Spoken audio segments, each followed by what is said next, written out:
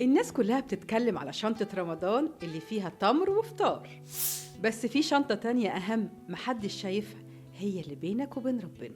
في رمضان بنجهز شنط الفطار والسحور، بس في شنطة تانية قلتلكوا عليها إن هي أهم، شنطة قلبك، شنطة روحك اللي هتحتوي على كل أعمالك اللي ربنا شايفها. شنطة رمضان الحقيقية مش في التمر ولا في الفوانيس، هي الدعوة الصادقة، هي القيام في السحر، هي الصدقات اللي من غير ما أي حد يشوفها، وهي برضو صبرك في البيت مع أهلك، وهي قلبك الحاضر في كل ركعة. كل ده بينك وبين ربنا، مش محتاج شهرة ولا تسقيف. كل ده بيبني قلبك ويزرع فيها سكينة وطمأنينة وقلب بيطمن وسعادة حقيقية. يعني أي عمل خير بتعمله بيعود عليك أولا. تعالوا بقى أحكي لكم حكاية. واحدة ست في رمضان كل يوم تصلي ركعتين في السر وتدعي، ومحدش حواليها كان يعرف خالص. لكن المفاجأة هنا إن بعد رمضان حست إن قلبها مليان سعادة وسكينة. وهنا بقى شنطة رمضان الحقيقية